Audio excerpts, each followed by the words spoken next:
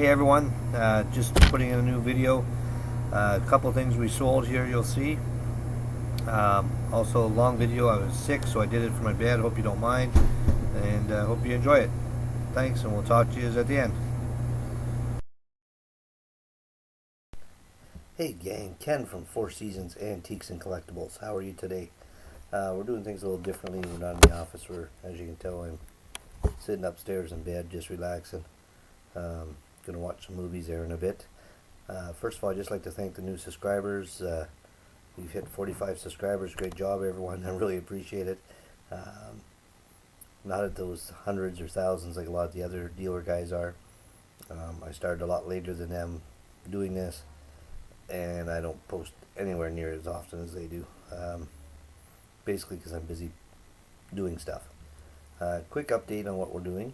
The store where I sell my antiques out of, which is a convenience store, and I have probably about a third of the store designated to antiques and collectibles and secondhand stuff. I've decided to close that at the end of this month, which is unfortunate because it brings in somewhere between $1,000 and $2,000 a month in secondhand sales, so it really helps me move some of my projects. On the brighter side, it has made me have to clean my garage and go through it and really evaluate what I'm keeping and versus what I'm throwing. So we did a lot of purging.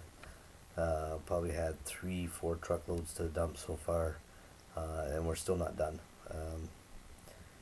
We got a few more quick purges to do, and then probably we'll look at bringing in some of the big shelving units I have at my store into the garage and start for now just packing stuff in them, because I have some Coke coolers and Pepsi coolers and stuff that I want to get in there and get working on and try and get them sold.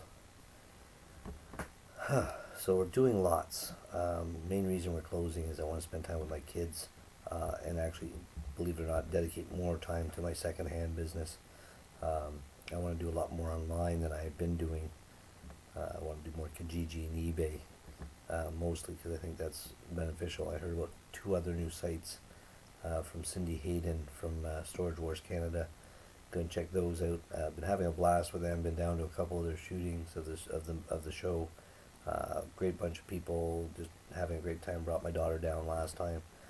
We had a blast. So like I said, just been crazy busy. I should be stopping buying because I need to take all my stuff out of my store, but as you know, this is an addiction that most of us have turned into a job, because once you get hooked buying, you can't stop. So some of today's finds, we went out and found some neat stuff. Today was a phone day. We got, there's one of these. These are called butt phones because they sit on the worker's belt and they hit his butt all the time. So there's one. This is the other one. Now this one I looked up online, and this one was selling for, I think I saw one sold for $130. Now this guy has his initials in the side of it, whoever had this, but hopefully I'll still be able to get a few bucks for it. This little guy here, excuse me, excuse me, I've been fighting off a cold. That's the other reason I'm up in my room. A little Princess phone, according to one of the guys that works for the phone company, or used to work for it. I got this guy here. This is what they call a party line phone, where you'd have 10 people all on the same phone. Oops, let me get that in the picture. Haven't looked that guy up yet, but you know, that's another nice little piece. And then I got a little doll, and I don't know if the little doll is worth anything, to be honest. She got some good eye movement and that. Little Dutch shoes. She's probably not worth much, maybe $5-10, but as a throw-in on a big pile of stuff I got. And then I got this little mannequin dude. He's a little tangled, but again, we'll throw it on the pile. So that little group there cost me, I paid $50 for it. So just with the one phone alone, I should be able to double my money. So that's not a bad buy. Um, this weekend's kind of been really crazy because I've been buying and selling all weekend, and kind of lost track where I am as far as how much I've spent and how much I bought. This one friend of mine was having a moving sale, so I've been buying there since Friday. I actually went and picked up the phones today. I got a Ford grill from a truck. I got an old suitcase. I got nice old tin. I got I got a trunk from there. Just a whole bunch of stuff out of that place. Got some nice cast iron chairs, but my wife took them. Cast iron planter holders, my wife took those also. So that was probably a lot of my money out of the purchase, big wise. Got some sports memorabilia, which I've already sold. Got some books, sold part of those already. Got some toys, sold some of those already. So hopefully selling almost as quickly as I'm getting that stuff. We went out, and I had another dealer come in, sold about $125 worth of stuff to him. Had a bunch of other people buy stuff over the weekend, probably another $40-50, and then sold a couple sets of drive-in speakers for 100. So had a really good weekend. Really, if you look at sales wise, probably I think I gotta be in the $300 to $400 mark somewhere, if not more. Drive-in speakers. We'll talk a little bit about that whole deal. That was a garage sale I went to. I bought a tub full of Toronto Maple Leaf stuff and a sign and something else, and I paid $120 for that. And then I bought whatever they had in drive-in speakers, and I think I paid $40, maybe even $50 for those. So altogether, I was in to that garage sale for $170, I think. We'll say, why don't we say 200 to be safe? I had taken the sign, traded it for a gasoline sign, sold the gasoline sign for $300. I have now since sold $225 worth of speakers so far. So I'm $525, and I still have 2.5 boxes of speakers and the box of Blue Jay stuff. So really, no complaints there. Did very well. The other big deal today was fishing gear. I had spent quite a bit of money, more than I thought I probably should have. Spent about $140, but talking to another dealer, we think we made out okay. I made out okay. So I got this Fluger reel. That was a nice piece. I got this little guy. I think he's pretty old. He's a Hendry X, made in USA reel. Just a little small guy, but something tells me he's pretty old.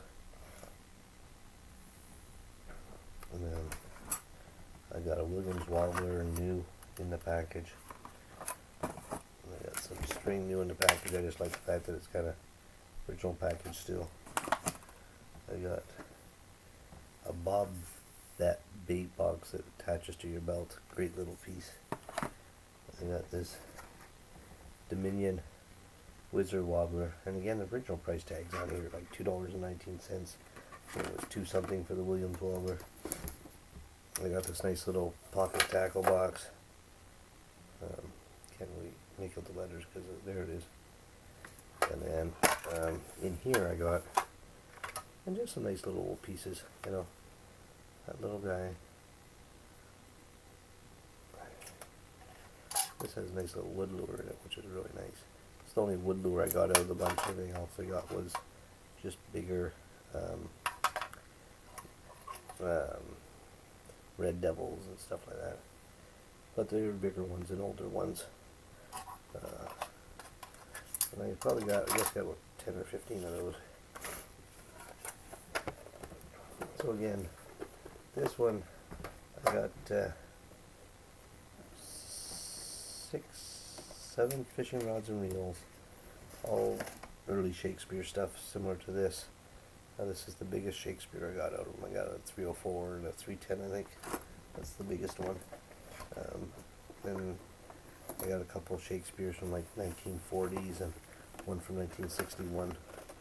So it's actually, these are Mitchell's. Sorry, I call it a Shakespeare. This is a Mitchell 300, and I got the 302 and I think a 310. And then the other ones are Shakespeare's. And then in this box, which is actually a cigar box, of course I got a bunch of the gold flies for fly fishing. This is a nice little piece. This is a Fluger fly rod wobbler, still in the original cardboard. Cute little guy. And then I got, some hooks on their cards. And I know, sorry about the lighting. It's hard to see here. I'm trying to reduce it a bit. And then, I was telling my buddy I like these type here just because they're, the way the anchors, where this anchor's hooked on is pretty cool. Someone just wired it on there. And then I got a June bug from, June bug fish right, from the Edens. So how old was that? Because they ain't around anymore. And here I got a Dominion June bug spinner on the card. Original price on this was 20 cents each. So you gotta be looking at 30, 40 years old. So, geez, my video's running long already. So basically, I just wanted to show you a few things I've been out getting. So on the fishing gear, I spent about 140.